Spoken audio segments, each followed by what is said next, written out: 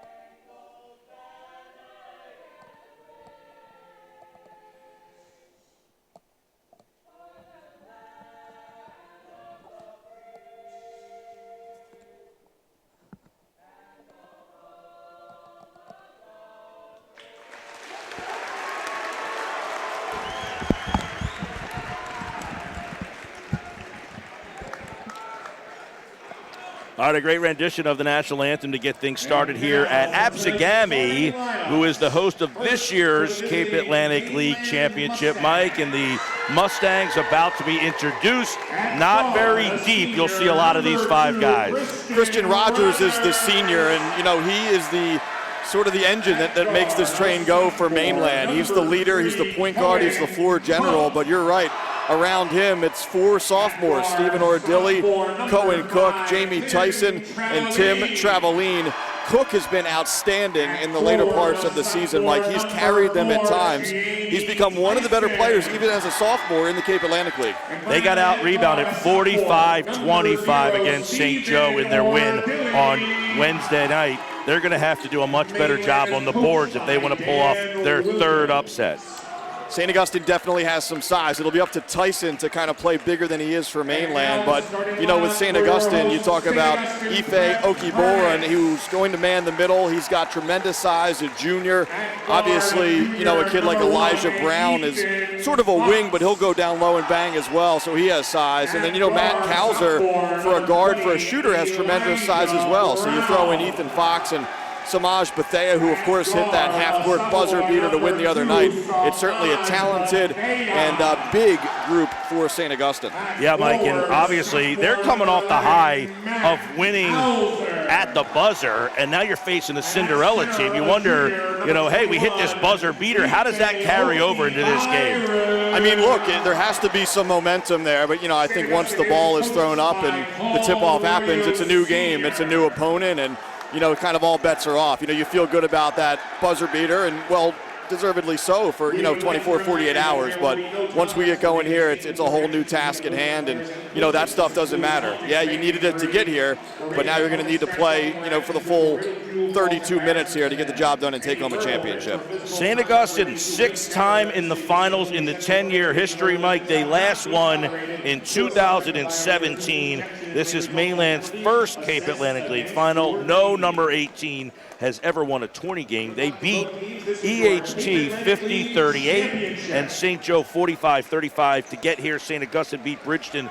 74-43 and Holy Spirit 42-40. We are about to run things here in Galloway Township as the Prep Hermits, dressed in white, Mainland is in green, as the boys' final is about to tip off here on this Saturday afternoon on Cape Atlantic League Live. Happy to bring it to you, Mike. Here we go. The finals are here. Tyson, Okie Byron.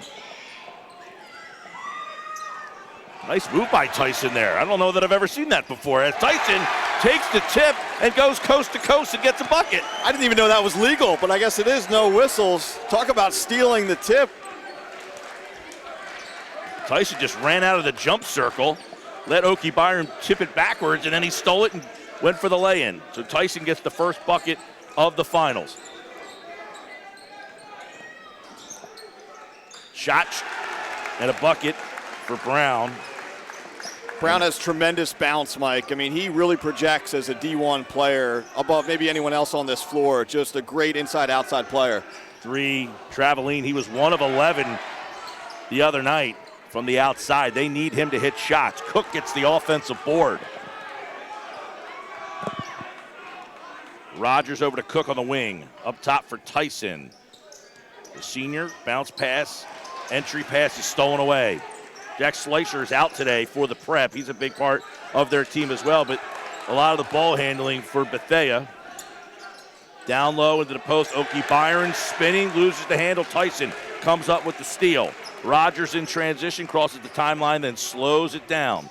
The left-hand dribble, he goes off for Tim Traveline. Thought about it, gave it to Cook.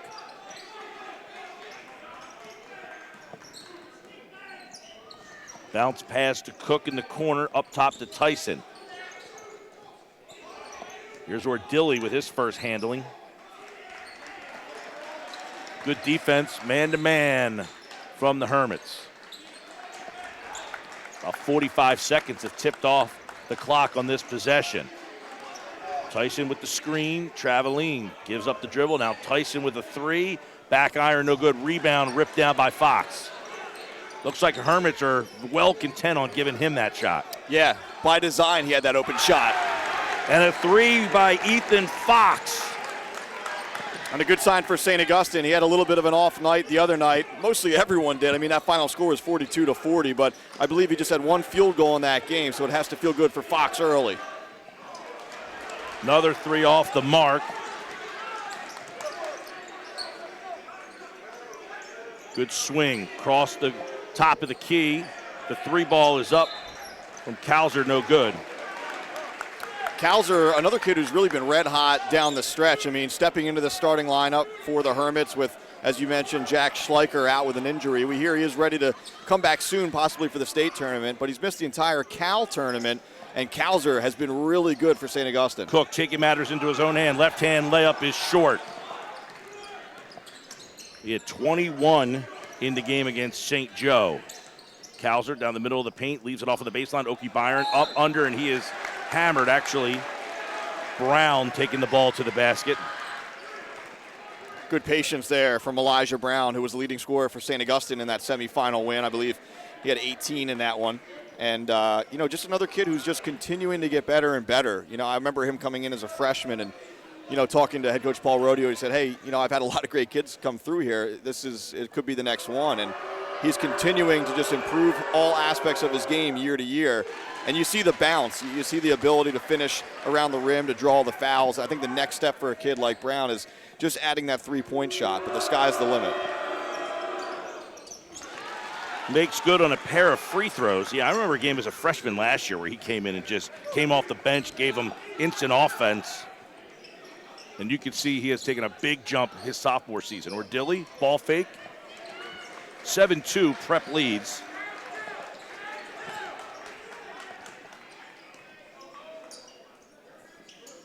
Traveline, bounce pass down to Cook. Cook off the back of the glass, way high.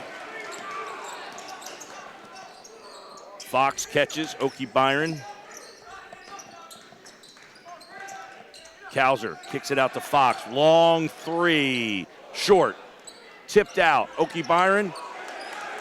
Traveline comes up with it. Cook into the corner. Rogers with a long triple. Down it goes. Much needed bucket for Mainland there. And Rogers, he has the range. We've seen him launch from NBA range multiple times this season. He's comfortable shooting it from just about anywhere inside half court. Brown, bounce pass, trying to get it to Oki Byron, stolen away by Rogers. Rogers streaking up the middle of the court, loses the handle and tips it off to Ordilli. Ordilli then spins and resets the offense. Rogers, ball fake, step back, front rim no good. Brown clears the glass, and he double dribbled. Based on the pressure from Cook from behind, I mean, that's the kind of hustle play that when you're an 8 seed and a younger team, a scrappy team, you have to make those plays, and that's sort of, the epitome of what Mainland has done in this Cal tournament. It's that hustle play, that forced turnover. Now, how many games have you seen the Richland Rowdies outnumbered by anybody? But the Corral Crazies are winning that battle, Mike Frankel. And the Corral Crazies are in here at Apsagami for the long haul today with the girls of Mainland playing for the Cal Championship after this one. On the wing for Ordilli, up top to Cook. This is Rogers wearing 2 in green. Traveline for 3, front rim, no good. Brown clears the glass. Bethea up the sideline. And he tried to dump it down to Oki Byron and just threw it out of bounds. You're seeing the strategy from Dan Williams and the Stangs early. I mean, they're trying to front the big man, Ife, down there in the post, and that time, obviously, it was Jamie Tyson with the front. It makes the pass over the top a little bit trickier, and that time, obviously, it pays off for Mainland. 7-5 Mustangs trail with the ball, dressed in green. Here's Rogers. Leaves it off. Traveline. Tyson. Rogers gets the open look 3. Short. Oki Byron with the rebound. Bethea, coast to coast, and an offensive foul. We saw Tyson take, 2, 3, 4 charges in the win over St. Joe. There's his first one of the day today. And again, he plays in the middle for Mainland. He gives up a little bit of size, so he has to do some other things, and he likes to take those charges down there. St. Augustine with a 30-second timeout. It's 7-5 Hermits. They lead Mainland here on Cape Atlantic League Live. Good chance to remind our listeners who's bringing us the action here today. Tonight's game brought to you by Jeff Van Drew, also by Simonson and McClellan, brought to you by the Burke Motor Group, as well as Hall's Carpet Care. Also brought to you in part by Cape Regional Miracle Fitness, and of course, Ulmer's Appliance Service with Matt Ulmer supplying the live video here today. We're obviously used to this game happening at Stockton, Mike, and, coming out of the pandemic, hopefully, there wasn't certainty as to whether Stockton could host, so obviously they made the call to bring it here at Apsagami, and this is a venue we're used to. Obviously the Braves hosting the boys doubleheader over the years, but it's a nice venue, it's a big spacious gym, and it's filling up here. Filling up to see a good one so far. 7-5 to score. Mustangs looking to tie with Traveline with the layup. It's blocked away by Oki Byron and knocked out of bounds. It'll stay with the Mustangs. 2:47 out of the timeout left to play first quarter. We saw Holy Spirit have success driving right at Ife in that semifinal, able to draw some fouls. That time, though, Ife with the clean block. Good setup for Cook, who was way off the mark, and the rebound is taken down by the Prep. Here come the Hermits with the lead in the ball. Into the game for the Prep for the first time is Noah Plen. He's wearing number 4.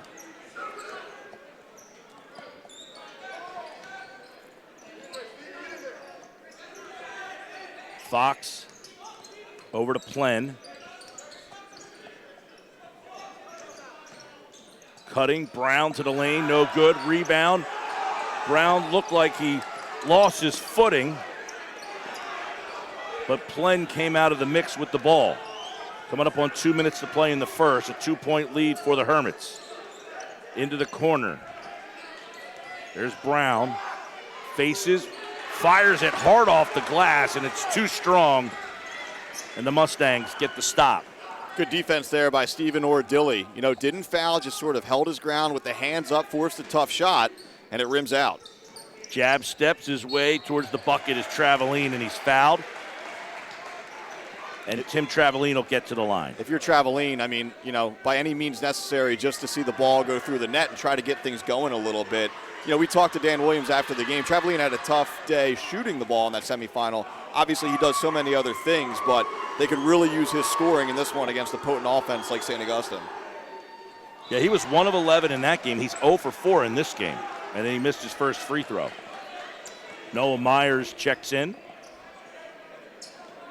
as does Lowenstern. He got a little burn in the game on Wednesday night.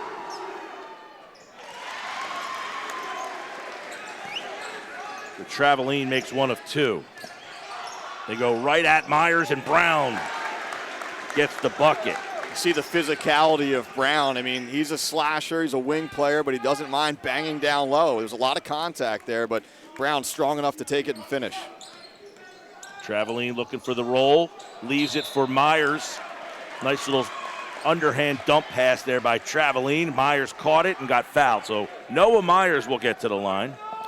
Yeah, some of these guys off of the bench for Actually, Mainland. it's on the floor, my bad. It is on the floor, but could be X factors here today. I mean, Lowenstern, Myers has the ability to score in bunches for Mainland, and even if we see an Owen Mead off of the bench, he'll provide some size possibly later in this game. Traveline's 3 straight off the mark. His front rim no good. The ball is on the ground, and it is tied up, and the arrow faces the prep.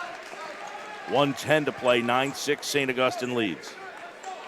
Look, Mainland's down 3, but, you know, we talked about it a bunch the other night. The Mustangs would love to play this game in the 40s and 50s. I mean, if they can take some time off the clock, get some good looks, keep the score down, play it a half-court game, you know, they're going to have a better chance to win. The Hermits, they don't mind playing that style, but they like to get up and down a little bit more. They're shooting 16%, Mustangs are, and a 3 and a foul. Hauser with the catch, the shoot, and the bucket. He's so good from distance, and he has that unorthodox release. You know, it's not that classic high-point release. And because he releases it a little bit lower, he's able to draw the contact sometimes, and that's exactly what happened there. Yeah, Mainland shooting 15%, 2 for 13 from the field so far. St. Augustine 50%. Hauser's 3 goes down, and he was fouled. You're right, he kind of shoots it from the ear like a catcher throwing to second base. It's probably one of those deals. Look, I mean, you know, he's at the age right now, he's so efficient shooting it like that. You're not going to really change his shot at this point, right? Why mess with a good thing? You know, if he's 7, 8 years old and you see that, maybe you correct it, but at this point, hey, you know, don't fix what's not broken. Half-court trap, here come the prep. Mainland trying to get it across the timeline, they do. Trailing by 7. Lowenstern just into the game. Cook, cross-court pass. Traveline thought about a 3, now he takes it to the bucket, and he can't get the bunny to fall. Boy, the cylinder is just unkind for Traveline over the last 2. Final shot for the Hermits. They already lead 13-6. Kamaj Bethea. Good hands by Noah Myers to knock it out of bounds. So 10.6 seconds off the inbound for the Hermits.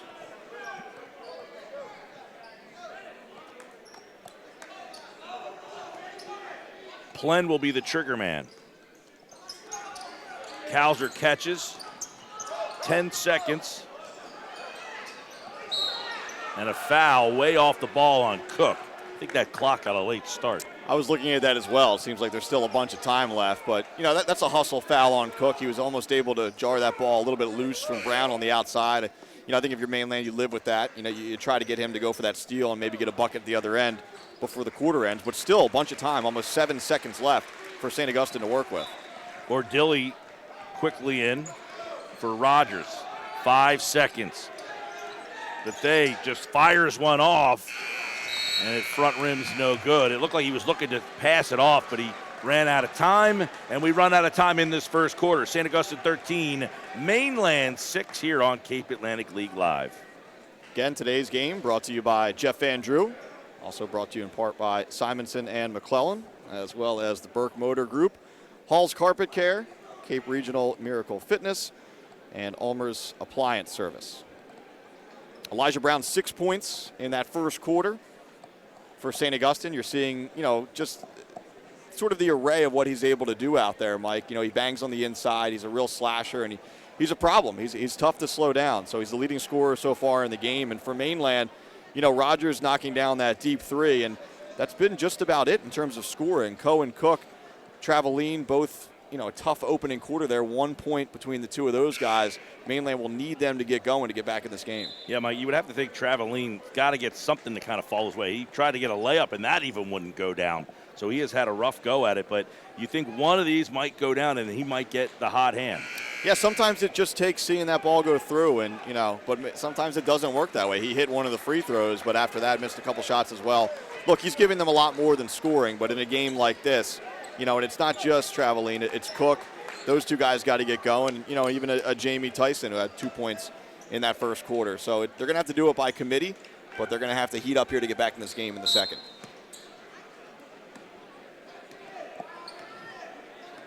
All right, start of the second quarter, 13-6. Mainland trails with the ball. The zone look now by the Hermits. Traveling had the open three. In and out, no good.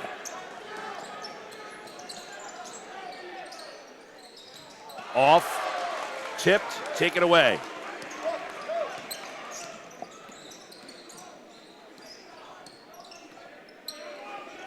Mustangs. Nobody coming to the ball, and a steal by Fox. Fox takes it to the elbow, kick out. Brown at the left elbow. Krauser for three, straight on the money. He doesn't need much room, Mike. He really doesn't, even with that unorthodox release. And, we saw the Hermits. Now they're back to a man-to-man, it looks like, but they were in kind of a zone trap there, and boy, did it work. They turned the Mustangs over immediately. 10-point lead for the Prep. Mustangs with the ball. Cook scoreless so far. He's the Mainland leading scorer, had 21 in the game on Wednesday night. Ordilli trying to take matters into his own hand. Dribbles towards the basket, loses the handle, then kicks it out. Quick pass to Tyson, over to Cook. Cook, three ball, good. What a shot in the arm, too, for the Stangs. We talked about it. Cook, seeing that ball go through the net for the first time, 3 big points. So Cook gets his first buckets, it's a 3, cuts it to 16-9.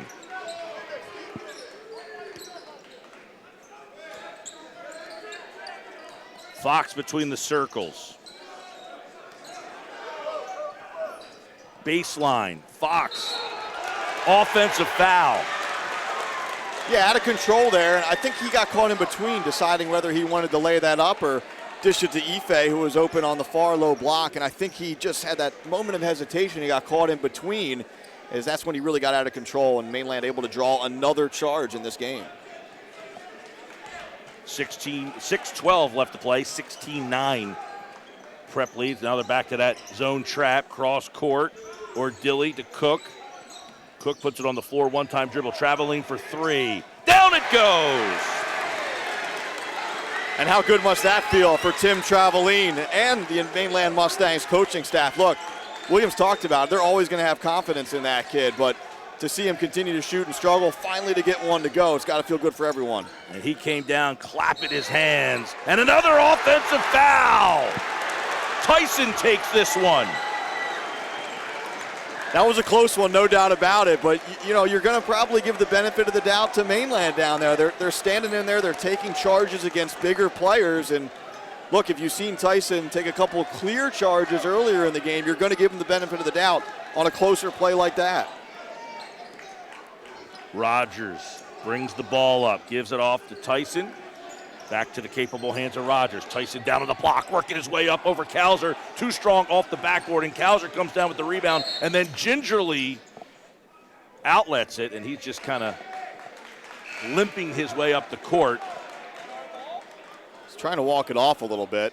St. Augustine didn't ask for the game to be stopped, but the official stopped it anyway, and Kalser says, no, I'm good. I'm going to go ahead and walk this one off. I'm not coming out of this championship game. Plen is in, Brown is out for the Hermits. Yeah, Kalser looked at Rodeo like, nah, nope, nice try, buddy. 4-point game. Hermits with the lead and the ball. Plen on the wing.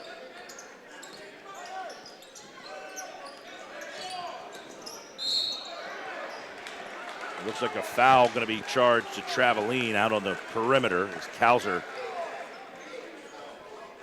Now, Kauser's going to the line, but it looks like they're calling that on the floor. Now, Kauser's pleading his case. Dan McGinnis not having it. Yeah, made the call pretty clear initially that was on the floor. Kauser trying to plead his case, as you mentioned, to no avail. Fox, 3, short. Elevating up for the board is Rogers. Rogers at the near sideline, loses the handle momentarily, gives it off for Tyson. Tyson takes it to the basket. Short shot, good. Good patience there from Tyson. You know, he saw a little bit of a window there, but he didn't rush it. He took his time. He went around the screen or the bodies there in the paint, able to go glass for 2.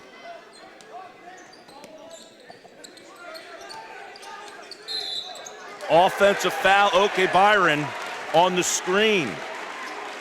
Yeah, roll of the eyes right now from the St. Augustine coaching staff. Not too much of an argument, though. I mean, we've seen, 3, 4 offensive fouls going against the Hermits, and Paul Rodeo wants to talk about it. Timeout, St. Augustine, 4:32 left to play in the half. 16-14, Hermits over the Mustangs here on Cape Atlantic League Live. Another chance to remind you of the great sponsors that help us bring the live action to you here today. Obviously, Ulmer's Appliance Service. Also, Cape Regional Miracle Fitness. Today's game brought to you in part by Hall's Carpet Care, as well as the Burke Motor Group. Brought to you by Simonson and McClellan, as well as Jeff Van Drew. Mainland was in a little bit of trouble there, Mike. I think 10 was the biggest lead of the game in this first half so far for St. Augustine, but boy, you know, what a difference a couple shots going down can make, including a big 3 from Cohen Cook, and then you saw the bank there from Jamie Tyson. This is a scrappy team. I didn't expect this game to be a blowout either way going in. This is a Mainland team that's going to stay with you right to the end, win or lose. But the one that you didn't mention, though, is the one Traveline made. Yeah, no doubt. That might be the big one. No doubt about it. He averages about 14 a game, a little under. He's their second leading scorer. They can get him going after 1 of 11 in the last game, and he's 1 of 8 so far in this game. Here's Cook between the circles, leaves it off for Traveline. Rogers gets himself open, uses the screen from Cook with the left-hand dribble, shuffles the pass out for Ordilli. The 3 is good! And what a bonus that is. Ordilli is a guy that the Mainland, quite frankly, doesn't get a lot of points from. He does just about everything else, great defensive player. But for him to hit that shot and give Mainland the lead, no less, big-time make from Ordilli. Gives the Mustangs the 17-16 lead. Kauser for 3, rattles it home. Second 3 of the quarter. There might not be a player who's, hotter than Matt Kauser anywhere in South Jersey during the second half of this season, certainly during this final week of the regular season and tournament season. He's just been so good for St. Augustine, thrust into that starting role now. Rogers gets by Fox, a high floater off the glass. Crafty, right? You got to be crafty in there shooting over a bigger player. When you say high, that one hit almost the top of the backboard and came back down through. Bethea gives up the dribble, gets it to Kauser. And then Ordilli runs into him, and he's going to get called for a foul way out on the perimeter. And that's the 5th team foul on the Mustangs.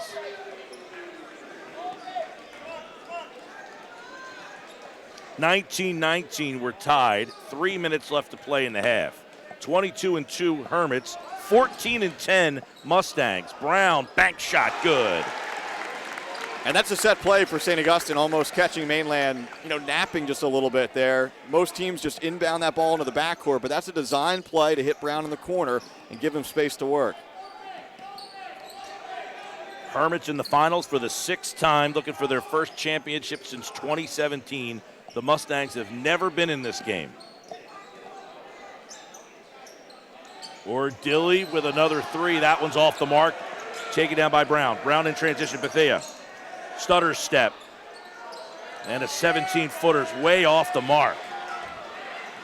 He's a guy who didn't have a great shooting game. Obviously, he's going to hit a shot that all of us are going to remember for a long time to end that game, but he struggled a little bit, during most of that contest the other night against Spirit.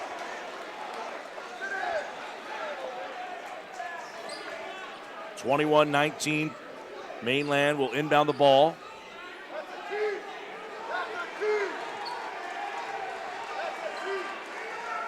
Seems that the Hermits aren't too happy with the way that call went. Bunch of experts right where the ball went out, right? It's always the case. Now, in the new world we live in, Mike, the coaches don't wear shirts and ties that much anymore. No. So Rodeo's tie, there's no timing of when he took it off. Right. Well, That's given what Coach Rodeo's been through this year, I think he can wear just about whatever he wants to these games now. Great to see Coach up and down on the sidelines there and getting back to full health. 21-19 Mustangs with the ball. Here's Rogers, step back. Tyson, three. Back of the rim, no good. Bethea clears the glass. Kalzer, three ball. Side of the rim, run down by Traveline. Now Ordilli gets it into the hands of Rogers, who slows it down as he crosses the timeline, trailing by 2.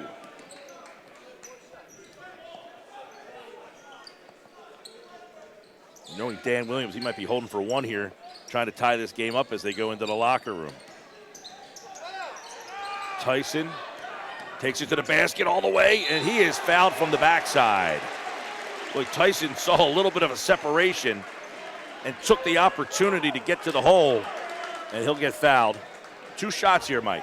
He picks his spots, right? We talked about it. Cook and Traveline are the leading scorers on this team, but Tyson obviously plays major minutes and picks his spots offensively. He's a smart player, just as a sophomore, and you mentioned it. You saw that little sliver of a hole there, and he sliced right through it. Cook on the bench for Mainland right now.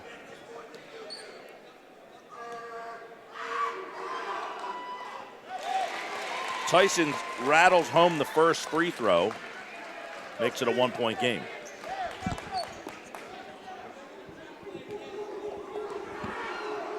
Yeah, I believe that's 3 fouls on Brown, too, so something to keep an eye on. Tyson makes both free throws. We're tied. 1 minute to play in the half.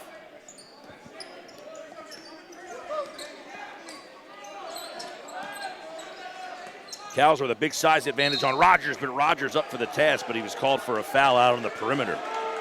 That's a tough call, no doubt. I mean, Rogers moving his feet, trying to stay in front of Kalzer. Did a pretty decent job, but certainly some contact there. So Kalzer will inbound, 51 seconds. We're tied. Mainland with 16 fouls. If they do foul here, the prep will go to the line.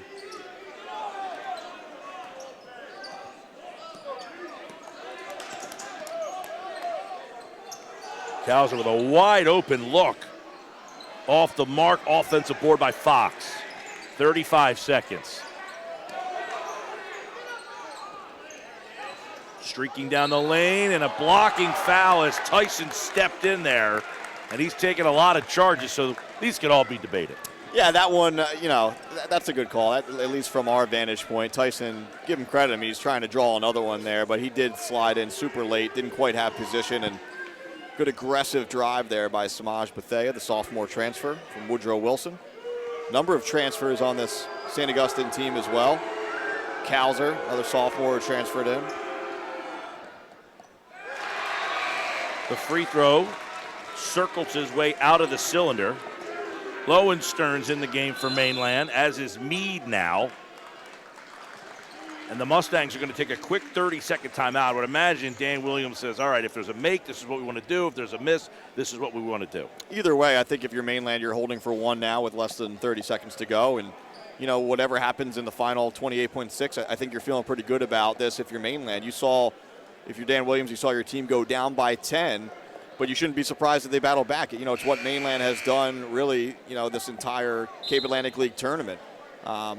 They were down, I want to say, maybe scoring 2 points in that opening round game, 3 points possibly against EHT. It was like an 11-2, 12-2 situation early in that game, and battling back and, winning that game by 12. So you're seeing what this group is capable of the Mustangs, and obviously, being right back in this game.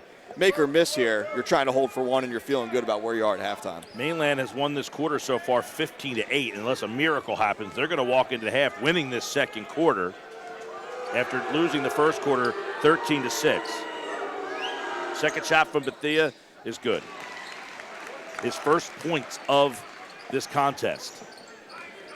22-21.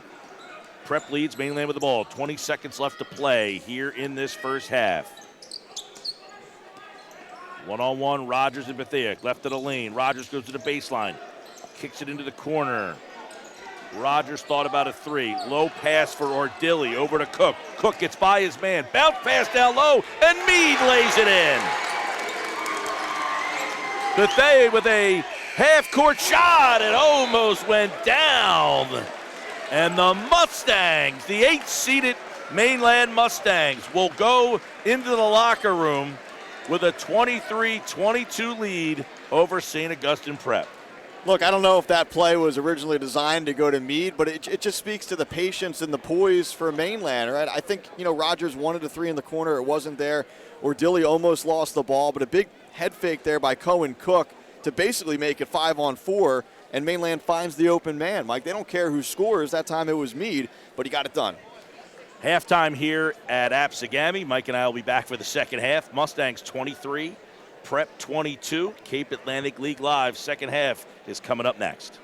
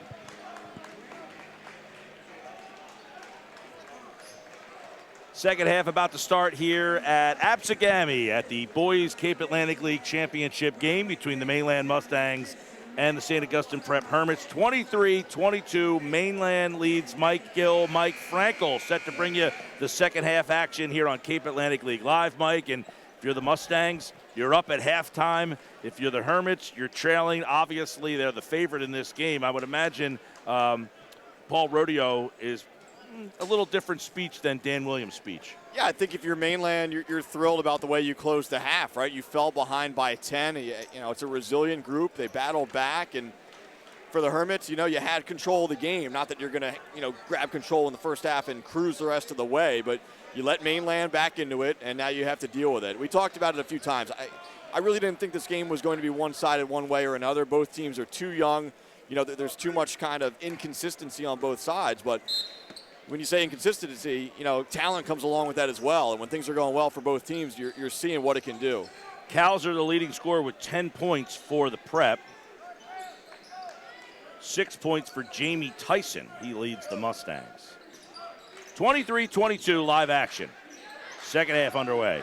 Prep with the ball, dressed in white. Baseline Bethea. Calzer. Fox for three, off the mark.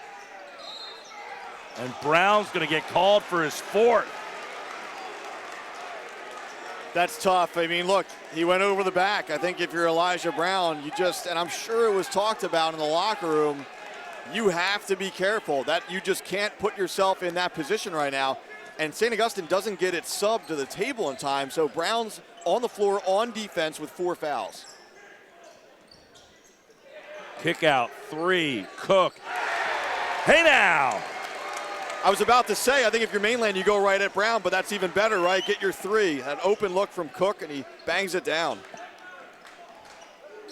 Brown off the mark. Missed it all. Cook with the rebound. I think if you're St. Augustine, Mike, someone who's not in foul trouble almost has to take one right now to get Brown out of the game. I mean, imagine if he fouls out here with all this time left. And you saw it there. Brown didn't even challenge. It was a clean layup for Traveline. And they call that timeout, Mike, to get him off the floor. Rogers with the layup, uncontested to the basket. Timeout, Hermits. The Mustangs lead 28-22. Today's Cape Atlantic League championship game brought to you by Jeff Van Drew. Also brought to you in part by Simonson and McClellan, along with the Burke Motor Group. Also brought to you by Hall's Carpet Care, as well as Cape Regional Miracle Fitness, and of course, Ulmer's Appliance Service. Matt Ulmer supplying live video of today's action for all of you out there. Just a dream start to that third quarter if you're Mainland, and a nightmare on the other side of the coin for St. Augustine. I mean, Mike, you got to ask the question, is Brown done for the whole third quarter? I think it depends on the game flow, right? I mean, if you can hang in the game without him, I think so. If we see this thing swelled to 10 or 15 points, then it's a hard decision for Rodeo. I think you have to get him back out there, but it's just, you just can't commit that foul there. Was it a ticky-tack call? I don't know. I mean, look, a Mainland player had position, and Brown was on his back. So, he went over the top, and the whistle blew. Rory Friel is into the game for the first time for the Hermits, dressed in white, wearing number 3. So Elijah Brown with 4 fouls is on the Hermits bench. He had 18 points in the last game with 11 rebounds. They will have to go the bulk of this one without him. That means this man, Cowser, will need to pick it up. And he hits the 3, his 4th triple of the day, keeping the Hermits around.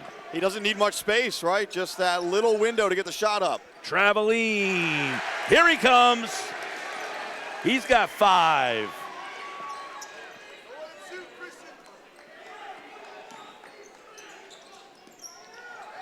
Fox loses the hand on a late whistle.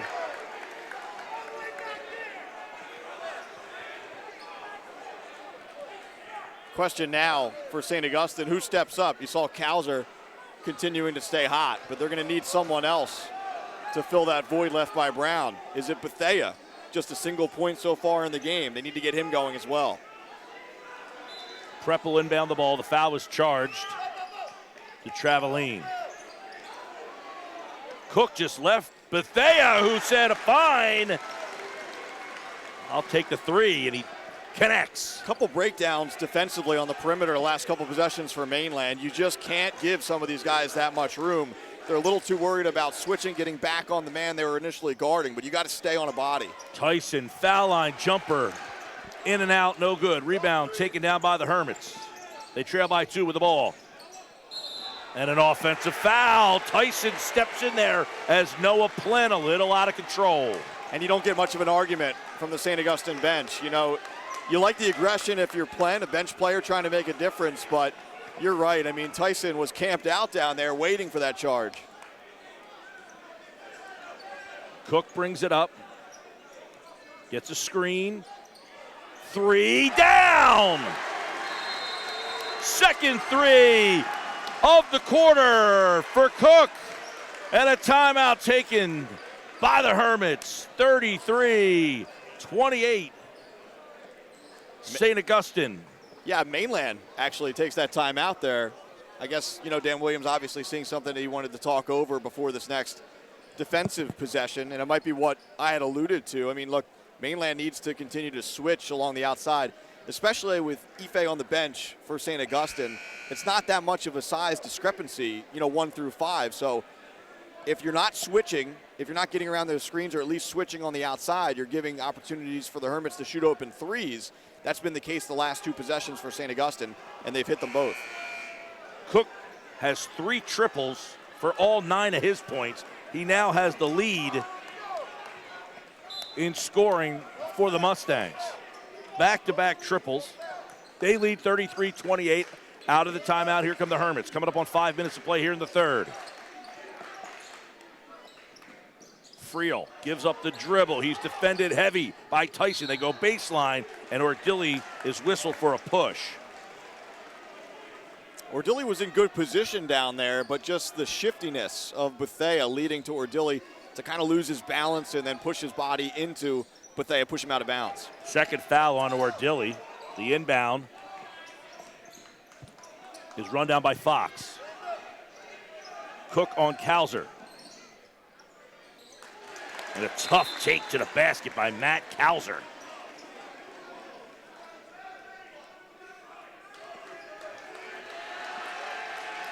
I think we have a warning against the Hermits, too, potentially touching the ball after it went through the net. Stern warning, I might add. But, you know, that's another part of Kauser's game. He's a great outside shooter, but he can put it on the floor there. Mustangs lead by 3. Rogers gets it across the timeline. Traveling to a cutting Cook. Cook gets his own miss. Cook puts it back up and down. How smart is that? Cook knew that shot was going to be long, so he was the first one to the other side. Intercepted by Tyson. Rogers, Cook, reversal, layup. You got Fox trying to guard Cook down low. That's a mismatch right now. Fox is more of a perimeter defender. Cook so smart down near the low block area. Bethea with a step back. He hits the deck, no call. Rebound, Traveling, transition. Stolen away by Kauser. Kauser, pull up, 3. Off the mark, taken by Cook. Tyson comes out of the mix. Tyson dribbles, and then he pulls it back out and gets it to Ordili. Ordili with a no-look pass to Tyson. Tyson with a deuce and a timeout taken by the Hermits. You asked how long Brown sits. I don't know that he sits much longer, Mike. This one's getting away from St. Augustine in a hurry. 39-30. Mainland leads St. Augustine with 3:32 left to play here on Cape Atlantic League Live. Good chance to remind you of our great sponsors of today's action. Today's game brought to you by Jeff Van Drew, along with Simonson and McClellan. Action also brought to you by the Burke Motor Group, along with Hall's Carpet Care, Cape Regional Miracle Fitness, and of course, Ulmer's Appliance Service. I believe I saw Ife Okibaran get set to check back in, so that'll at least be one change for St. Augustine. Like I said, I wouldn't be surprised to see Brown back into the game here too. I mean, look, it's a risk, but it's a 9-point deficit. Biggest lead of the game for Mainland. All the momentum in the Mustangs' favor. And confirm, Brown checking back into the game with 4 fouls and 3:32 to go here in the third.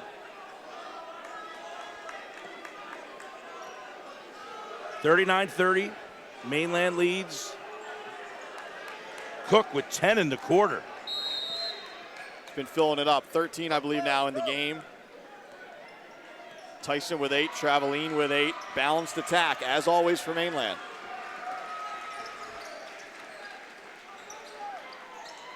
Bethea uses the screen. He goes right of the lane. Nice to the basket.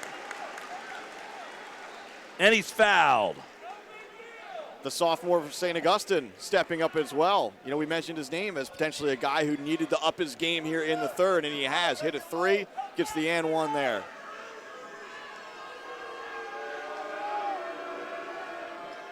Converts. 6 in the quarter. I don't think it's too early if you're St. Augustine to maybe think about some offense-defense. Cook is feeling it. Another make from Cohen Cook, but some offense-defense substitutions for Brown. Maybe try to get him out on the defensive end. Cook just calmly stepped to the elbow and connected. 8-point lead. Bethea just throws it out of bounds. Look at the body language right now on that Hermits bench, too. You know, even from the coaches, just kind of sitting back and looking to the sky. I don't know that there's a lot of answers right now. Mainland is just out executing St. Augustine all over the floor here. 41-33, Mustangs with the lead of the ball. Ordilly. Tyson. Back to Cook. Cook for three. Way off the mark. Heat check, right? Why not?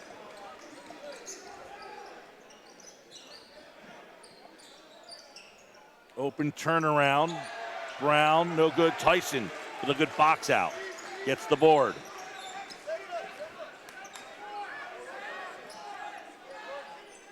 Rogers over to Cook. You'll be seeing a lot of this team in green. Everyone's a sophomore on the court except for Rogers. And here he is, the senior. Rogers backs it up between the circles. 2 minutes to play here in this third quarter. Mustangs 41, Hermits 33. Might see both of these teams in this same round the next couple years. Never know. A lot of youth on both sides. Cook is cut off nicely by Kauser. Cook, ball fake, back to Ordilly. Clock continues to tick. Mustangs 41-33. Traveling at the right elbow. In and out, no good. Oki Byron.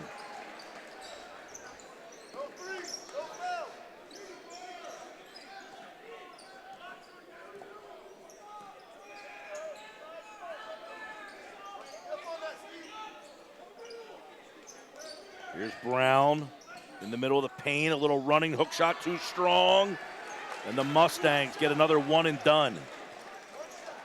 Tyson that time almost had the rebound, but he saw his teammate was right there and he was off balance, so he let it go. Another smart play from the sophomore in the middle for Mainland.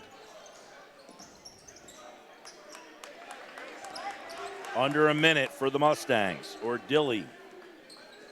And he's got Brown on him. He's got to be thinking, maybe I can pick up his fifth. Rogers spins out of the defense of Bethea. Now you got Rogers on Brown. There comes some help. Cook splits the defenders. Cook all the way to the basket. Cook with a layup. It's blocked by OK Byron. And then a steal by Ordilly. 20 seconds left to play here in the third. Traveline wanted that one, but it's a better decision to try and take this last shot. 10 seconds. Rogers stops, gives up the dribble. Baseline jumper in and out, no good. The rebound by Brown, and he'll dribble out the third and will head to the fourth. Mainland is 8 minutes away from winning the Cape Atlantic League Championship. They lead 41-33 here on Cape Atlantic League Live. Mainland outscoring St. Augustine by a margin of 18-11 in that quarter, and it was Cohen Cook, just pumping in those points. Just quick check here to see how many he had at halftime. Looks like he had just 3 points at halftime, Mike. So what, 12 points in that third quarter? I mean, that's called taking over a game. And to get it from a sophomore there, obviously just so clutch for Mainland. Yeah, Cook really, you mentioned it, heat check. At one point there, he just was shooting. I mean, he scored in a variety of ways, Mike. He hit a couple threes. He hit an elbow jumper. He had a layup. I mean, he got a miss, got his own rebound. I mean, just outworking the competition. And it's tough right now if you're Brown and if you're St. Augustine. I mean, we saw, Brown obviously on the floor with those 4 fouls in the later stages of that third quarter. We saw him take some shots, get into the lane and pull up. Those are probably some possessions, Mike, where he takes it all the way to the basket and tries to finish and one, but that fear of a charge, that fear of fouling out is kind of restricting his game right now. I mean, look, you need him on the floor. He's certainly St. Augustine's one of their more talented players, but he's restricted in the way he's playing right now. And he's a sophomore as well, so a lot of youth, as you mentioned, on the floor in this game. Fox, he's a sophomore as well. He's out on defense wearing number 1, coming out on the trap on Ordilly. They get in the corner for Tyson. Rogers, long three. Hey now! Rogers, just like he opened the game with a triple, he opens the final quarter with a triple and gives Mainland their biggest lead out of 11. The Hermits went with that zone trapping look defensively again. Mainland struggled with it a little bit in the first half. They execute there, though. What a Tough shot by Bethea with a left hand, just running towards the basket and kind of shot putting it up. That's playground ball right there. I mean, that's just a kid who's super talented making a play. Unorthodox, but whatever it takes. Cuts the lead to 9. Tyson, entry pass to Cook, and Cook gets really deep, and Cowser just has to foul him. That's his game, right? We talked about, I think I described it as old school the other night. I mean, and it is. He's a great athlete. He's not that big, though, but he finds ways to carve out space, finds ways to finish on the inside. Smoothly catches, turns, shoots just off the mark. It's a nice set play off the inbound.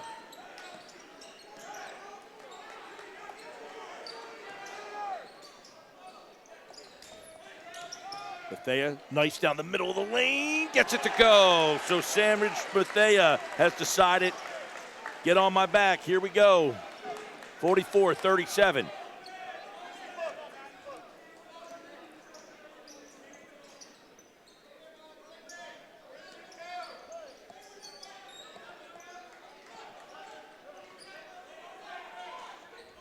Rogers between the circles.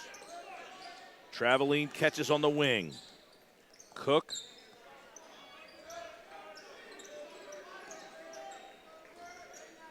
A lot of cutting action through the lane right now for Mainland. Traveling with an open 3. Bang! You just run the defense tired. They get tired of chasing you from point A to point B. Brown answers.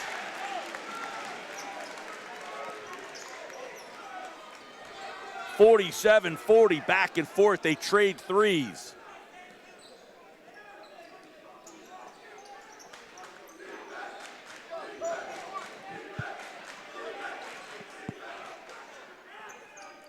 Tyson looking for some help. I mean, look, if you're Mainland and Tyson, you know, you can handle against Ife. And now we have a whistle, looks like maybe going the other way, but it's not a bad strategy just to burn some clock out there. Make him come out and guard you, but it looks like they're going to get Ordilly away from the ball, setting an illegal screen. Fox and OK Byron are out. Clem and Friel quickly jump in. A little smaller look for the Hermits. Maybe they are about ready to start bombing away here. 3-point shot by Brown, his last possession down. Brown catches on the baseline. Now he turns, faces, goes up towards the basket, and he gets to the line. That's obviously what he brings you when he's on the floor, right? And just an athlete down low and can create his own shot down there. I mean, almost double teamed in the post, but still able to spin and get that ball up, draw the foul. Elijah Brown at the free throw line. Gets that first one to rattle home. 4 in the quarter, 12 in the game.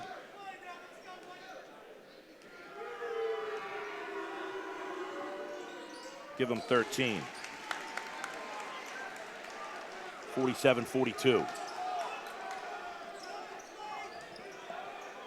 Mustangs with the lead in the ball. Traveling to a cutting, spinning, Cook, the left hand, circles its way down the cylinder and in. Textbook press break that time. Look, it's St. Augustine trying to speed Mainland up, but if they're going to get 2, they'll take it. Cowser spins, shot up, rolls around, rebound, Cook.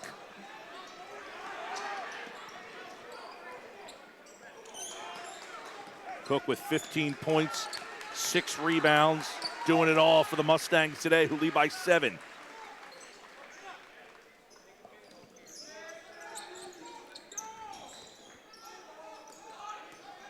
Cook spins through traffic, shot up. Can't get it to go down, but he hustles his way towards the ball, and it comes out with Brown. Brown, behind his back, he loses the handle. Ordilly runs it down.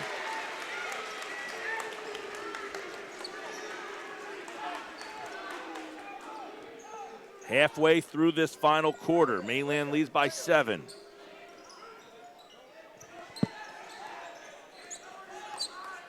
Rogers backs up.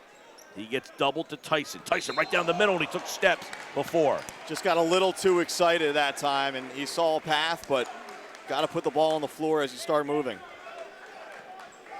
49-42, 7-point lead, 3:49 left to play in the game. 5 fouls for Mainland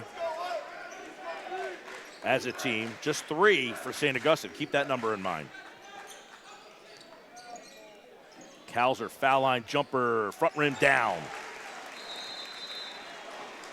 And St. Augustine going to take a timeout to converse. They trail by 5, 49-44, 3:33 to play here in this Cape Atlantic League boys final. And I say, look at that number, Mike, because on Wednesday night, St. Joe didn't have enough fouls, and you kept asking, why aren't you fouling, why aren't you fouling?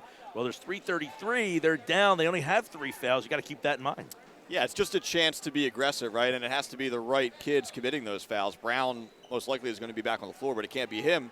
But yeah, just play aggressive. Look, if you start to pick up some fouls with some kids who aren't in foul trouble, I think that's not a bad strategy because you get closer to being able to stop the clock when you have to. But look, I mean, we're not quite there yet. 3:33 to go. St. Augustine has cut this thing to 5. I mean, right back in this ball game, another stop, another make, and you're pretty much playing this one straight up to the finish. Mainland, after the first quarter, Mike, was shooting 13%. They're up to 43%. I mean, they have really gotten hot after the first quarter and really have taken control of this game, getting really good looks. It seems like a number of players on both sides have picked it up. You know, the shooting has picked up from inside, from outside, all over the floor here in the second half. And, you know, Mainland's still on top, but we talked about it. Mainland would love for this game to end, at least, you know, in St. Augustine's scoring column in the 40s. You know, if this thing gets into the 50s, you know, St. Augustine's a team that's capable of playing, you know, and winning some higher scoring games. Look, we're at 49-44 right now, so that's not, you know, an end-all be-all, but it's just another way of saying Mainland kind of wants to slow this down the stretch, take some time, get some good shots. Hermits with that bucket. They got the timeout. Now they're going to set the press up. They trail by 5. Mainland's been up by as many as 11. Cook. What a play. Double clutch in the air. Defying gravity. My goodness. I mean,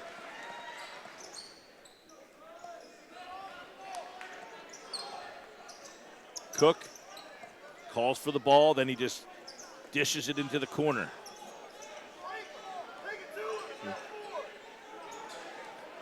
Cook's just got energy on another level right now. I mean, he is not winded at all with all that he has done. The rebound by Tyson off the Cook miss. Then Cook loses the handle and Traveline runs it down. Down the middle, Cook with a layup. Probably a foul as well, but the whistle is silent. I mean, that's that, you know, they lull you to sleep and then they're still looking to be aggressive. The day shot is short off the mark. Tyson with the rebound. Yeah, now I think, you know, you need to start fouling for St. Augustine, at least playing super tight defense, commit some of these fouls. Maybe you get a steal, but you got to get closer to the bonus. Cook jab steps and bounces it off to Rogers. Rogers spins and he's fouled to the backside. That's exactly what that is, right? So that's not a play Bethea is going to make in a normal flow of a game. But, you know, he's been told, he's been coached, or they just inherently know that, look, they got to be overly aggressive, maybe get a steal, but a foul isn't the worst thing in the world right now. That's 14 fouls now on the Hermits. Traveline catches.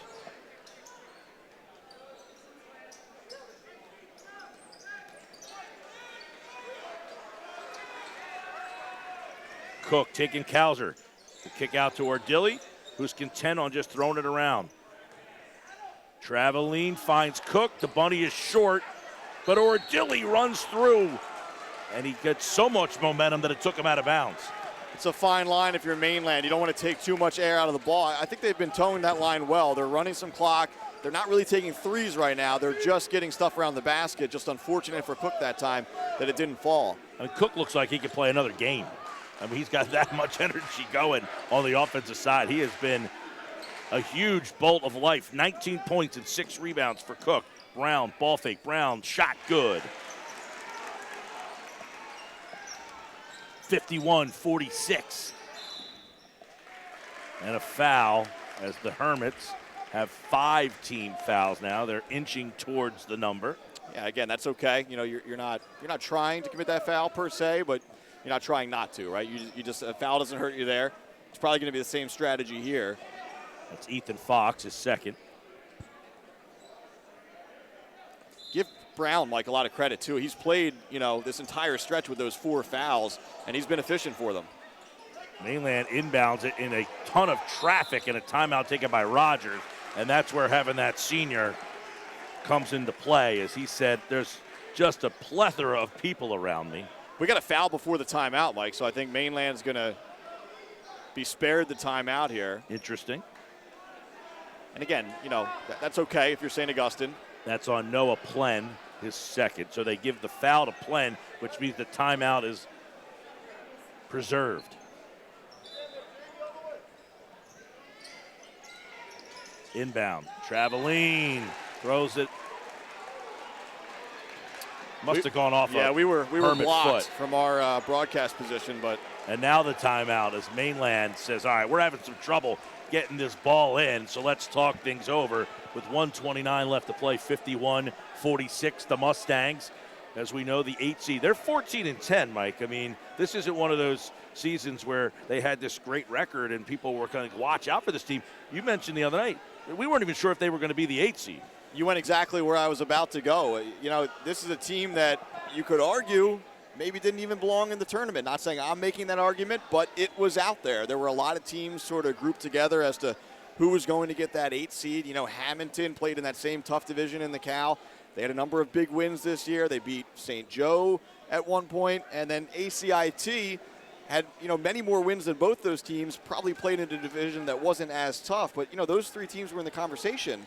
So for Mainland, A, to even get into the tournament, B, to upset EHT, C, to upset St. Joe, and D, being on the verge right now of winning the whole thing. It's just an amazing story. They lead 51-46.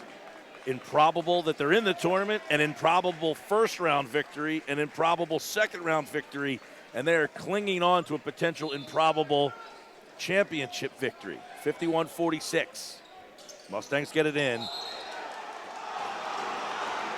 And the Hermit faithful believe that ball went off of Cook's leg. Officials are going to talk about it. And it's overruled. Dan McGinnis came from the other end of the court and said he got a better view of it. Yeah, no argument from Dan Williams, head coach of Mainland, either. So, man, that was 3 times Mainland tried to get that ball in and had all sorts of trouble. And it results in the Hermits with the ball, trailing by 5. 1:23 left to play. Cowser on the wing, and the ball is knocked out of his hands by Traveline, but it bounced off the floor and went out of bounds. You almost saw the point the other way.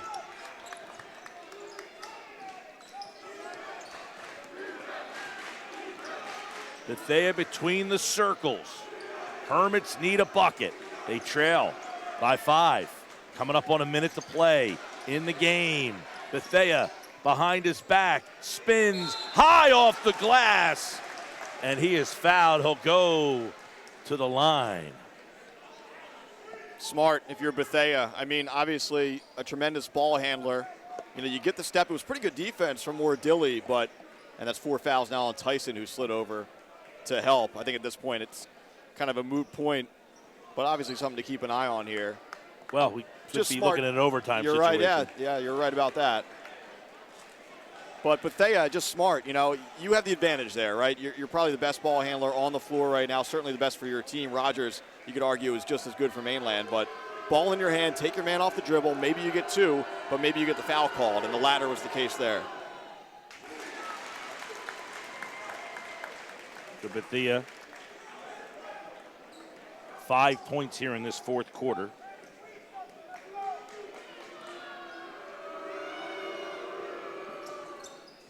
Clutch free throws. You need those points with the clock stopped. 51-48, 3-point game. What a catch by Cook. Wide receiver. And a foul. It's going to send Cook to the line. Mainland football coach Chuck Smith in the house today. We were talking before the game. He has to like that play. What a catch to go up with a man on him. He was open, going deep, if you will, for a minute, and then he wasn't. But by the time Wardilly saw him, obviously, as you mentioned, as we all saw, he had to make the play over the defender. You got mossed on that play, right? Pretty much. Went right up over the corner. Free throw is short, but Cook gets his own miss. Oh. And a jump ball is the call, and the arrow faces the Hermits. quick whistle there. There was definitely a tie-up. Usually they give him a few seconds. That one came almost in less than a second. 3-point game. Kauser's in 11. He has 4 threes in the game. He catches on the wing and a foul, and that's the 7th team foul on Mainland, which means a 1-and-1 situation. Yeah, look, I mean, not the end of the world for Mainland. You're up 3. And obviously, you can only get 2 from the free throw line. I think you're obviously worried about Kauser launching from out there. And he missed the free throw. All's well that ends well, right, for Mainland. And here's the foul. It's either Plen or Fox, you pick, or Dilly's gonna go to the line. 1 free throw makes it a 2-possession game here. Big spot here for one of these sophomores. Talked about it all day long. Mainland's such a young team, but they've risen to the challenge every step of the way in this Cape Atlantic League tournament. Stephen Ordilli has 3 points. His first trip to the line. And he missed. The rebound, Kauser, 39 seconds. The outlet to Plen, gives it to Brown. Brown up the sideline. Brown behind his back. Brown for 3. Front rim, no good. Rebound, Traveline knocked away. And then he throws it off the body of Tyson. So the Hermits will stay with the ball, and they'll get possession underneath their own basket, trailing by 3 with 28 seconds left. Seatbelt firmly fastened. Here we go. Kauser inbound, tipped away. 25 seconds. Bethea, he had the game winner last game. Is he looking for another dagger? He gives it to Kauser. Kauser, ball fake, puts it on the floor. He launches one up, way off the mark. The rebound by Ordilli. He gives it to Rogers, and Rogers is fouled. A 1-and-1, so Rogers has to make one of these, at least the front end you would mention. Was that a quick shot by Kauser? Here's the thing, right? I mean, I'm not going to go against a guy who almost has 1,000 wins on that bench, but I think, devil's advocate, you don't need a 3 there, right? I mean, Mainland hasn't exactly been knocking down free throws left and right. I think it certainly looked like St. Augustine was playing for 3 the entire way. By the way, Mainland is 3 for 6. That's it. They've only taken 6. Right. 50%. But, here we are. And he missed it. Rebound. Now you need that 3. 8 seconds. Bethea, is he going to do it again? He puts the 3 up. Down it goes! He tied it! He tied it, Rogers! His answer is off the mark! And Bethea has done it again! We're going to overtime! Unbelievable, Mike. Another off-balance shot. That one much closer than the one he hit to win it the other night. And again, Mainland has to think about fouling there too. I know there's a lot happening. You missed the front end of the 1-and-1. At the one end, you don't get a chance to talk to your team, but you're up 3. Once he goes into that shot motion, though, you certainly can't foul. Just unbelievable. That clutch gene, Samaj Bethea has it. His 2nd consecutive game with a 3-pointer at the buzzer. The last one won it. This one sends it to overtime. 4 minutes more on the clock. Mainland and St. Augustine here in the boys' final. And I brushed you off a little bit when you mentioned Tyson had 4, and you said, hey, what about overtime? Here we are. It's not just Tyson. There's a number of players on the court right now that are in foul trouble. So it might just be a war of attrition down the stretch here. Who can stay on the floor? I know obviously Brown has 4. Tyson has 4 for Mainland. Some other guys have 3. 3 for Plen, 3 for Traveline, 3 for Ordilli. And then, as you mentioned, 4 for Tyson, 4 for Brown. Brown has had 4 since the early stages of the 3rd quarter. So he has lasted through the 3rd and the 4th with those 4 fouls. Tyson with 4 for Mainland. And then you got to wonder about the legs. Both these teams not very deep. They only play 6, 7 guys maybe. So if somebody does foul out, the next guy up has not played a lot. It's amazing, though, Mike, for all, the incredible athletic moves that these kids can make on both sides. Comes down to free throws. Holy Spirit the other night, yes, they lost on a buzzer beater, I believe they were 6 for 16 in that game from the free throw line. And Mainland tonight is 3 for 7, 42%. And a number of those misses, of those 4 misses, coming on the front end of 1-and-1s, where you have a chance to seal the game. I know there's a lot of tired legs out there. Let's watch this, see if it happens again, because if you're just tuning in, the opening tip, Tyson ran out of the circle as OK Byron won the tip, and he got the tip and laid it in. We were told that that is not necessarily legal. Some gray area, perhaps. But St. Augustine wins the tip. They go right to Brown. Cross court. Fox loses the handle as it's poked from the backside. Ball's on the floor. Traveling. We got a whistle and a jump ball. There was another big call in that game, Mike. That jump ball call down on the baseline here.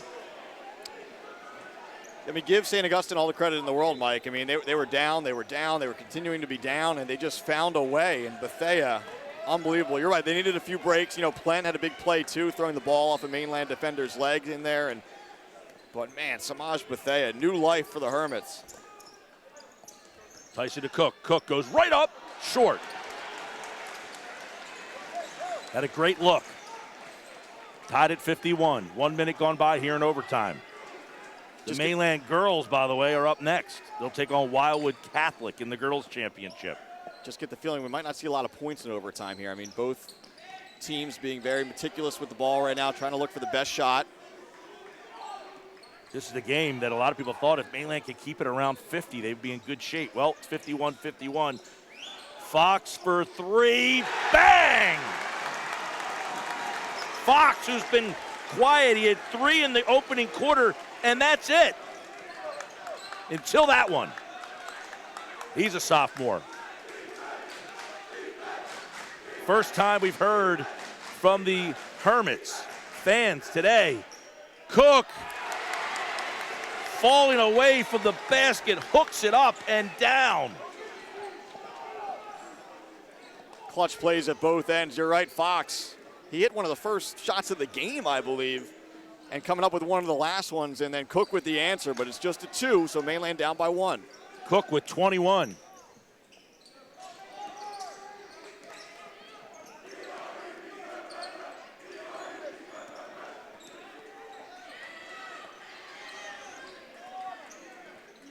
I think the Hermits are going to make Mainland come out and play them here. I'm not sure St. Augustine's really looking for anything offensively. They're going almost like a 4 corners look here.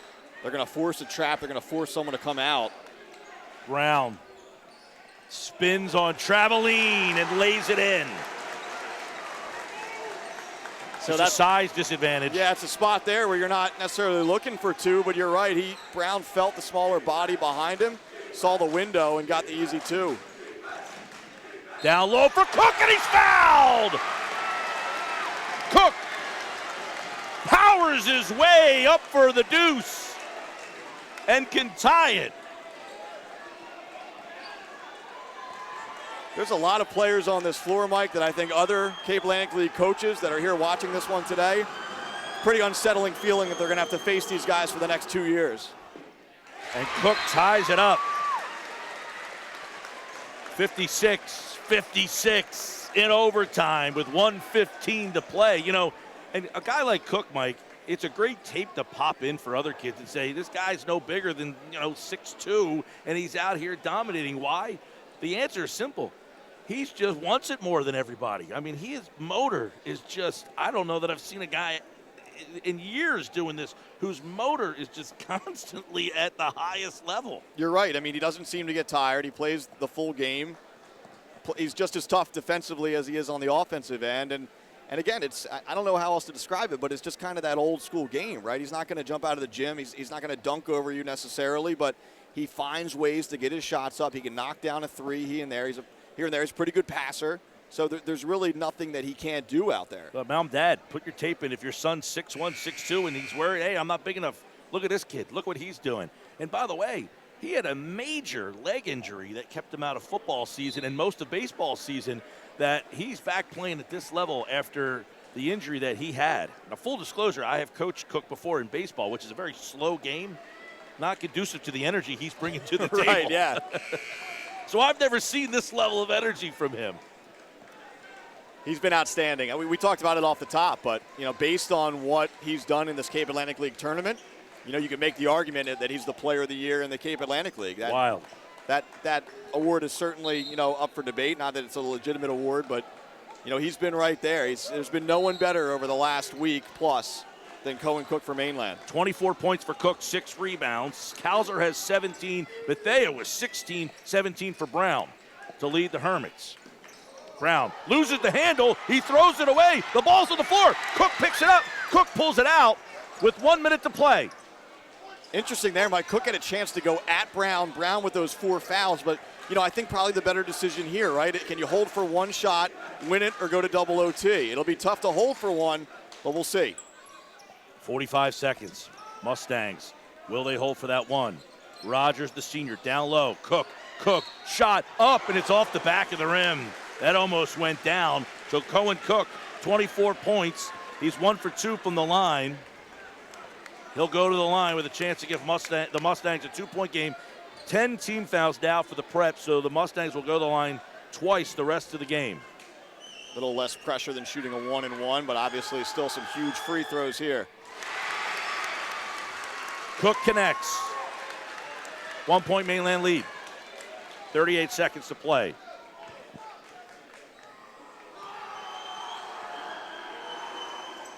Second one good. Cook has scored every point for the Mustangs in overtime. And Paul Rodeo, with his team trailing by 2, calls timeout with 35.5 seconds to go. You go for the win. You try to tie it up. How's Coach Frankel writing up this play? I don't know what you do in terms of 2 or 3, but I know who you go to, and his name is Samaj Bethea.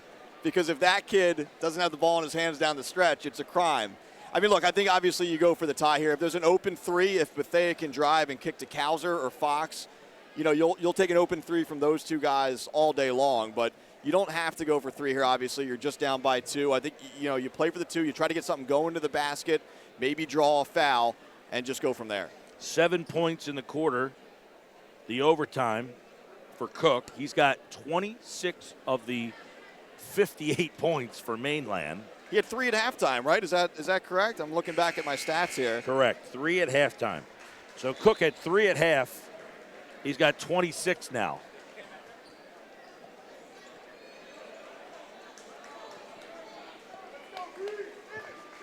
If you're Mainland, by the way, you do have 3 fouls before the double bonus. So any foul would be a 1-and-1 situation. So keep that in mind as well. You certainly don't want to foul in a 3-point shot. Here we go. Bethea off the Fox. Back to Bethea. He sent them to overtime with a 3. Here's Plen. Brown. And now Bethea stares at that clock. Gives it to Fox. Plen. 7 seconds. Bethea. Pull up. 3. Off the mark. No good. Rebound. Ordilly. The Mustangs have done it. For the first time ever, Mainland is the best team in the Cape Atlantic League. They win it 58-56. When Bethea puts that shot up, Mike, you have to expect it to go in. They've all gone in for him, and that was a pretty decent look. That wasn't necessarily a desperation shot, but, the luck has to run out at some point. It was a great look. Bethea got them to overtime, just a little bit off on that final shot. And what do you say about Mainland, Mike? I know we're fresh in the moment here, so, maybe it feels bigger than it is, but I don't think it's bigger than it is. I think this is one of the biggest wins in the history of the Cape Atlantic League, certainly one of the biggest wins in the history of the Cape Atlantic League tournament. This is a team that almost didn't make the tournament, Mike, and they upset 3 straight higher-seeded teams with 4 sophomores on the floor almost at all times and a veteran leader there in Christian Rogers. Just an unbelievable run for the Mustangs. 26 points, 6 rebounds for Cohen Cook to steal the show. He scored every point for the Mustangs in overtime, and he certainly was a huge reason why this team got there. But, Mike, we talked about Traveline, who was struggling. He hit that 1-3. That kind of got him going. He ended up with double figures and 11 points. They had to find that secondary scorer, even though Cook led them. Someone else had to help them, and they got some balanced numbers there. Just a team effort. Cook, again, as you mentioned, leading the way in the scoring department, and quite frankly, they don't win the game without him pumping in those points down the stretch. But you know, it's Ordilli on defense. It's Rogers with the ball handling. I don't know that Rogers had a turnover today, and he had the ball in his hands almost the entire game. You know, it's Tyson playing bigger than he is on the inside, and as you mentioned, it's Traveline starting to get it going a little bit offensively and helping out Cook in the scoring department. Just a tremendous run for Mainland, Mike. I don't know that we'll ever see something like this again, but all the credit in the world to the Mustangs. So Mainland is the Cape Atlantic League champions, and of course the season continues. MVP trophy goes to Cohen Cook. So Cohen Cook has won the MVP. Congratulations. So that is an award. I don't think the Cal had done that in the past, give out an MVP award, but well deserved from Cohen Cook. St. Augustine falls to 22-3. Mainland improves to 15-10, and for the first time ever, the Mainland Mustangs are the champions of the Cape Atlantic League. Both these teams will move on to the state playoffs now, but I would imagine you don't want to run into Mainland in the state tourney. No doubt about it. They're a team that's going to be a really tough out in Group 3. A team that, quite frankly, based on what we've seen over the last week, has the ability to win Group 3. And look, St. Augustine, that's a tough loss. You know, I think they were fortunate, obviously, to get the game to overtime. It took another clutch shot from Bethea. But this is a St. Augustine team that's going to be a tough out in non-public A. You know, it's going to be an uphill climb, as it always is in that bracket. But both of these teams, I would think, are certainly squads that, you know, the opposition won't want to face down the stretch. Mike, one of the questions before the game, in fact, a lot of people said, oh, Mainland's got to rebound. They got to rebound. 29-22. They lost the rebounding, but it was a lot closer than it was the other night. And they scored 20 of their points in the paint, where St. Augustine just scored 18. So if I said Mainland outscored them in the paint, that might have been something you would look at me a little funny. Yeah, I mean, the stats, you can break it down a bunch of different ways in this game. We talked about where the scoring had to be for Mainland to win it. They end up winning a game that ended almost close to 60 points, of course, with the extra 4 minutes for overtime. And Mainland just found a way, right? I mean, you don't really need to break it down more than that. You could talk about all these stats, but at the end of the day, 4 sophomores and a senior and some minor contributions for the bench, this is a group that found a way to beat Egg Harbor Township, found a way to win in the next round over St. Joe, and found a way to outlast St. Augustine in overtime for the title. All right, so Mainland wins it. We're going to try to get Dan Williams over here, who, you know, we talked to him the other night, and he was, you know, almost out of things to say about his team. I don't know how you follow it up, but somehow they did, and they are the champions. And, you know, this is a young team. They only lose Rogers. Now, he's a huge loss for them, I mean, obviously, but the core of this team is back. Moving forward, they've got to feel great about where they are as a program. I talked to Dan before the season. I wrote an article about them for the website, 973ESPN.com, and I asked him, you know, you lost almost everybody from last year. Where are you getting any score? And he said, by the end of the year, I think you'll know a lot more about some of these kids. All 5 of those kids are going to be household names in Summers Point, in Linwood, and in Northfield. You want to talk about young kids coming up right now, a bunch of them I'm looking at in the stands right now. Those kids are going to be the next generation of these kids. But this generation, as you mentioned, 4 of the 5 still have a couple big years left of high school left, and obviously a state tournament playoff run to make in about a week here. Not even a week, a couple of days. Yeah, Dan Williams can't even get to us. I mean, he's being mobbed by parents and fans. I mean, you know, that's how you start a program. You win something like this, the young kids see it. Now they want to come out and play basketball at Mainland. And, you know, last night he was talking about, can you hear me? Can you hear me now? I don't hear him. No. Go ahead. All right. So I asked you at the beginning of the year, you lost most of your scores. Who fills in? You said by the end of the year, you'll recognize some of these names. Those names have stepped up today. Talk about your young team. Right, and again, you're right about young guys, but I'm going to start with, because it's only fitting on this day to start with the senior. Okay, even though our young guys kind of did carry us a bit, it's fitting to start with Tyson Rogers. Right, he had a couple big threes and just he kept us steady. All right, and he was able to handle the ball and handle the. They threw at least 3 or 4 different defenses at us. Christian seemed to be able to figure them out and get us set up into nice spots. And then, obviously, as you saw, the MVP, there was no mistake about it, Cohen. I honestly said the last game, and I mean it even more after today, I think in the last 2 weeks, I can't say for the whole season, but the last 2 weeks, I think he's been the best player in the Cal. I know Lopez is the best player in the Cal overall for the season, but Cohen's been dynamite. Does he have an off switch? Cohen? Yeah, about 5 hours a day when he goes to sleep, and that's about it. He is an animal. He really is. In practice, that's how he practices. He's a beast. No one wants to go against him. Dan, what was talked about between the fourth quarter and overtime? All Bethea has done is hit unbelievable shots for this team. You guys almost have to feel like you have that game won. Now you got to go to overtime. Teams can fold under that kind of pressure, but what was your message to the team during that little intermission?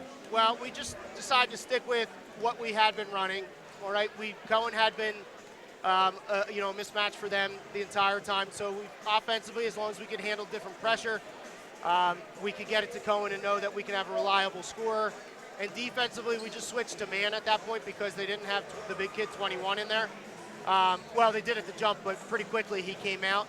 And it was more, I wasted a little bit of time, quite honestly, being a little bit irked at myself for not calling a timeout when Christian was on the line. Do I ice him, call timeout, but get a strategy of fouling so they go to the line?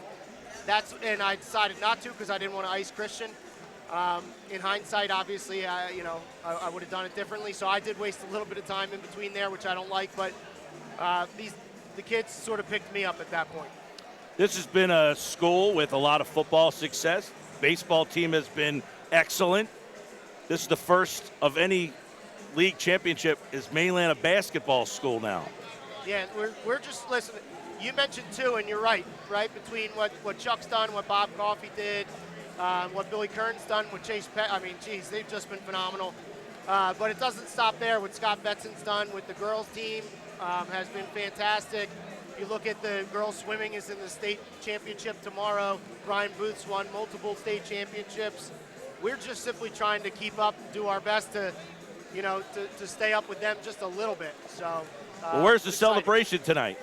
Well, you know what? Actually, I would love for it to start now, but we're going up to Philadelphia to see our big kid from a few years ago, Oshun Osuni, plays up at St. Joe's at 6 o'clock.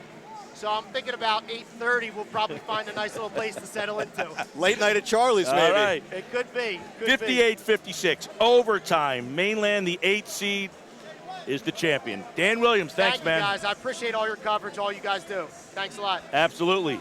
Mainland improves to 15-10. St. Augustine falls to 22-4. 22-3, excuse me. What else is there to say? I mean, just an unbelievable run. Dan summed it up so well there. It's just a team that found ways to win. Cook, we talked about it. Let's just say it. He's the best player.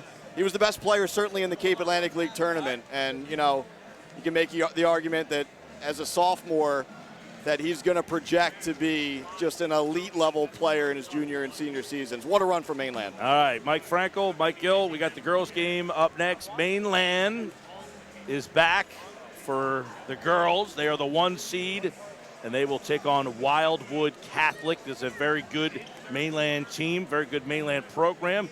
For years they had Kylie Watson, and she was kind of the straw that stirred their drink. Well, they've replaced and reloaded, and now you see a familiar name at Mainland, Mazers. There's 2 of them, and they shoot the lights out. So if you want to see a shooting display, stick around for the Mainland girls, and Wildwood Catholic, very good as well. Yeah, no doubt. Cam Dirks leading the way for Mainland. The Mazer twins, you're right. I mean, Mainland girls, they were a favorite coming into this tournament. The Mainland boys were the underdog. Well, guess what? The Mainland boys got it done. We'll see if the Mainland girls do the same. If that's the case, it might have to be an impromptu parade through the streets of Northfield, Linwood, and Summers Point tonight. All right, we'll have that game coming up here on Cape Atlantic League Live. in about 20 minutes from now. Stick around.